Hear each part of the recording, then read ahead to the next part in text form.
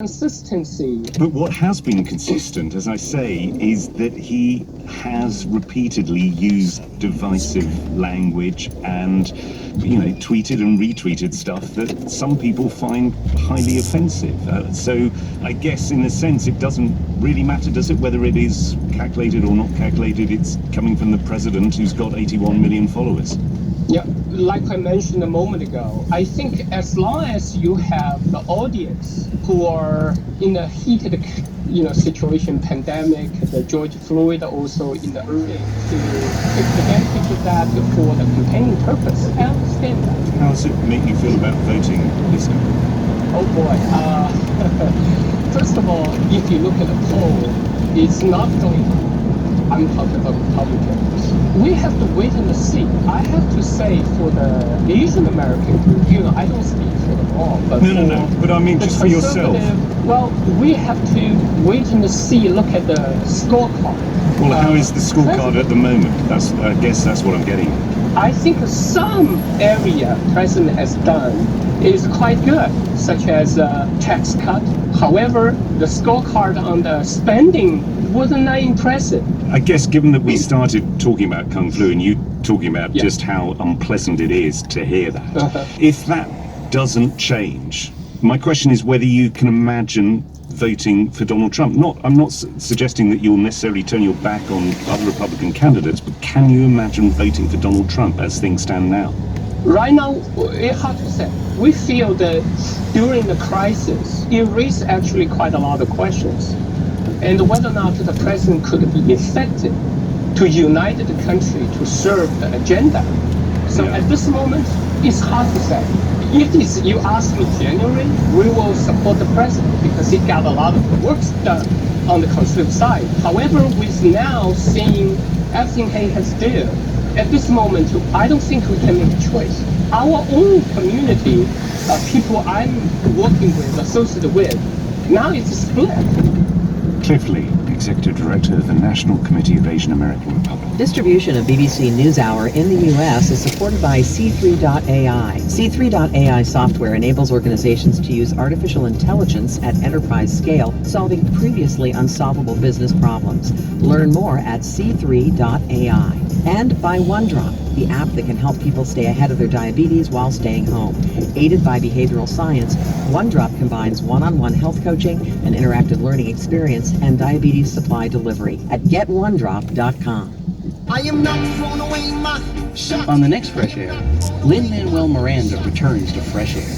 He created the musical Hamilton and starred as Alexander Hamilton in the original Broadway production. A filmed version of that production will start streaming on Disney Plus July 3rd. Join us. Weekday afternoons at 2 on Boise State Public Radio News.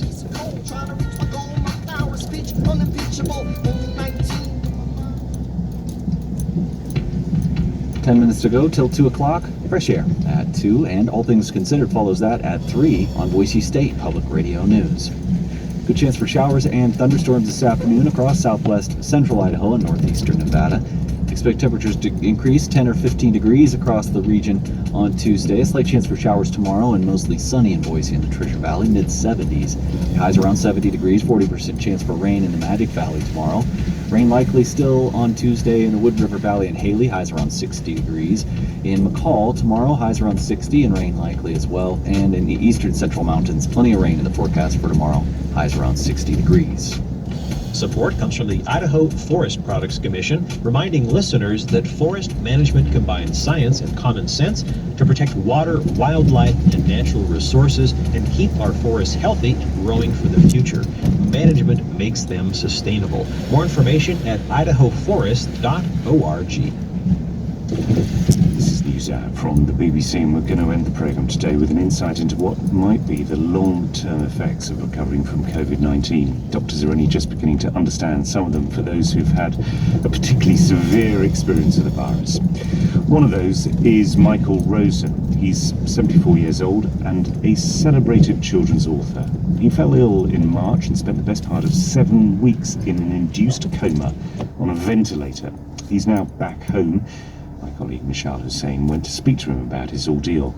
First, how is he? The first word I think of to describe myself is feeble. My legs feel very, very feeble. I sort of think of them as cardboard tubes full of porridge. That when I ask them to do things, they don't do it. So I've learnt how to walk with a stick and a bit without a stick. I can hear that my voice is a bit feeble as well. And then I get tired very quickly. So generally it's a sort of sense of feebleness.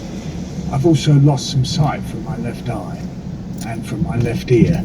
So I feel a bit sort of lopsided. So there we are, feeble and lopsided. You got ill in March. Do you remember the point where you realised what was happening to you was really serious? I don't think I did. I thought I was coping with a flu in the way that we do, or that it was the coronavirus and I was going to be one of those people who would experience it as a kind of flu. And it was only when things started moving very, very quickly, because Emma and our friend, a GP who's just a neighbour, did the oxygen saturation test on me.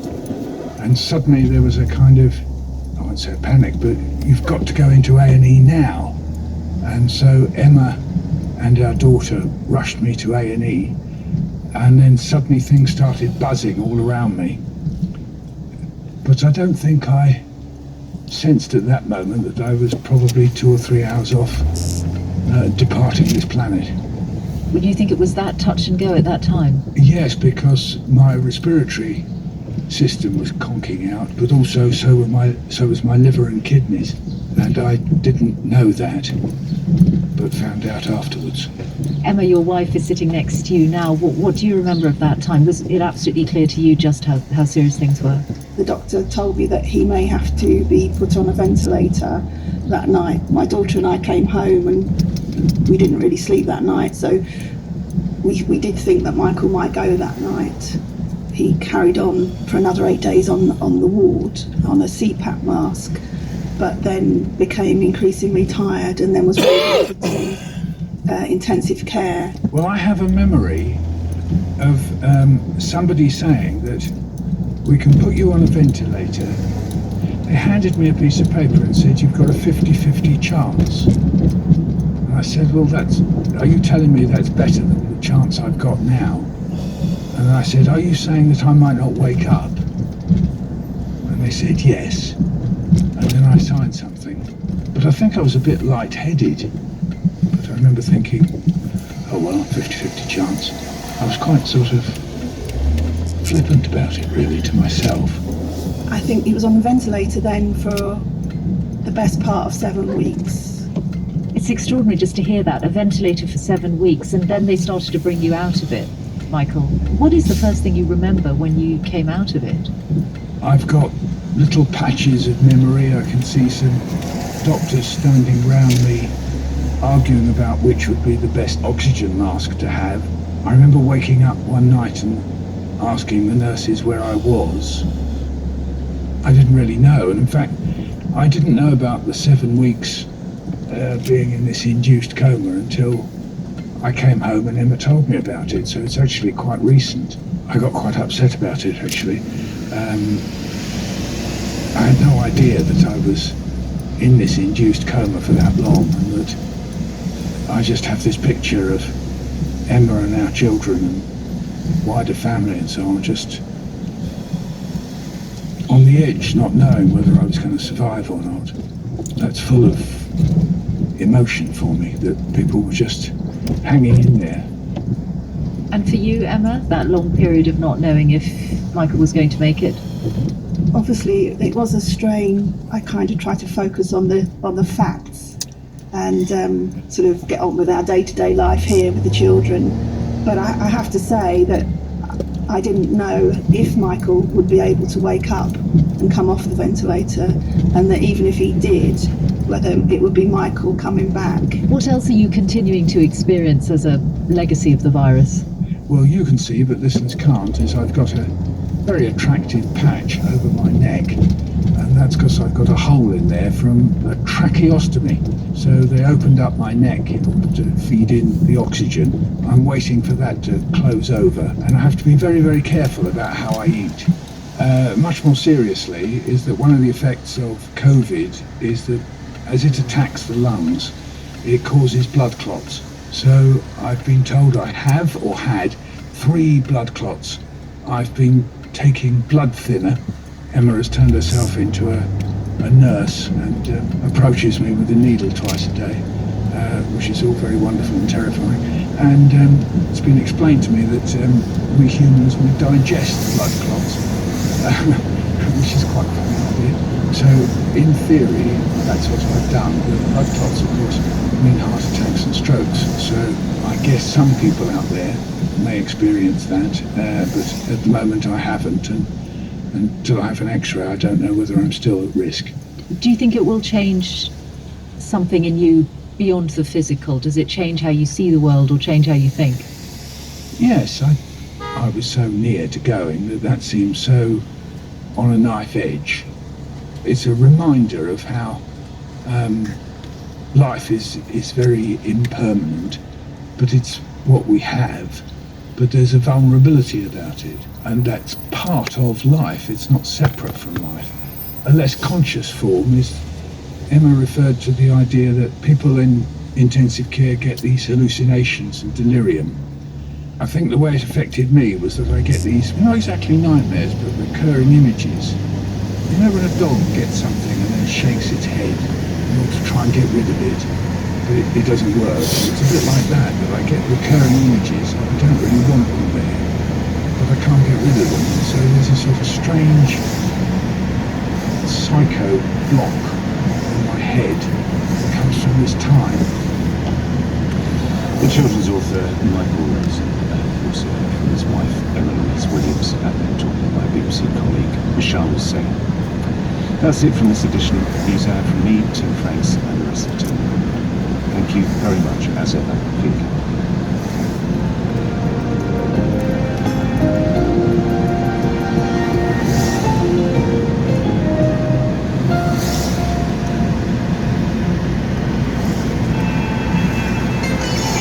Source for NPR, just about 2 o'clock. It's Monday, and Fresh Air comes up next with Lin-Manuel Miranda, guest next hour. And if you missed last week's Reader's Corner with host Bob Custra, it featured special guest Isabel Allende. She discussed her latest novel, A Long Petal of the Sea. Allende is the best-selling author of over 20 books, and you can hear Isabel Allende on Reader's Corner, free app, or when you click the Programs tab at BoiseStatePublicRadio.org. KBS Q McCall, KBS UFM HD3 Boise, KBSS Sun Valley, KBSJ Jackpot, KBSX Boise, and KBSY Berkeley. Support comes from listeners and Zamzows, makers of Zamzows biologically correct lawn food, available 1 bag at a time or as part of their 5-step program which provides year-round lawn care. Currently available for in-store pickup at 13 Treasure Valley locations or online at zamzows.com.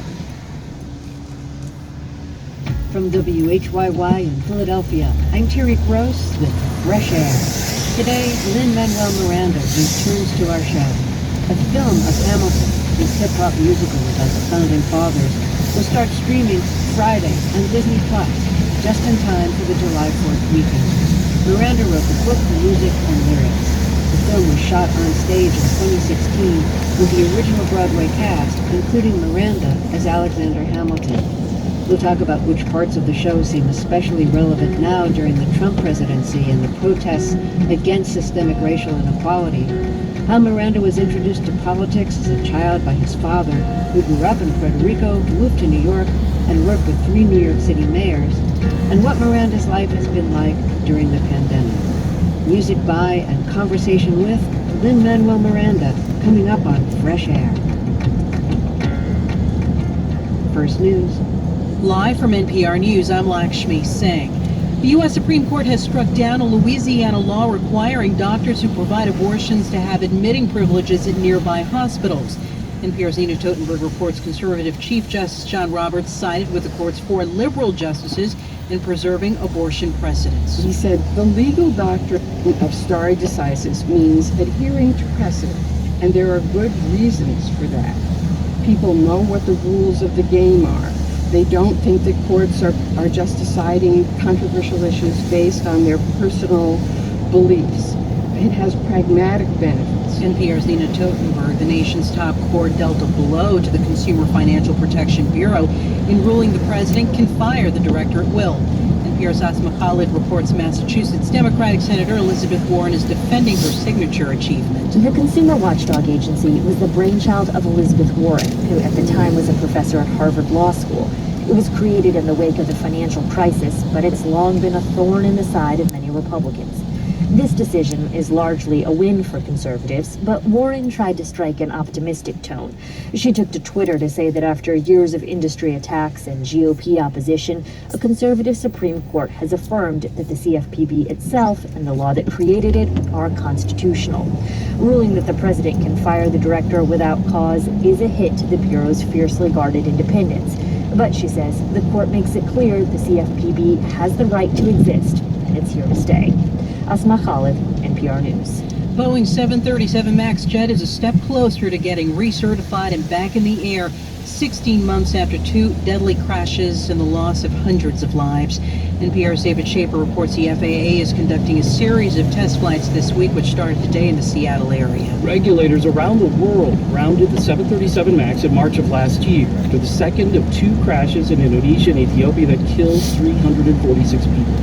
Both crashes are blamed in part on a flawed flight control system that erroneously sent the planes into nosedives. In a statement, the FAA says its test pilots will evaluate changes Boeing has made to that flight control system, taking the plane through a wide array of flight maneuvers and emergency procedures to assess whether the changes meet FAA certification standards.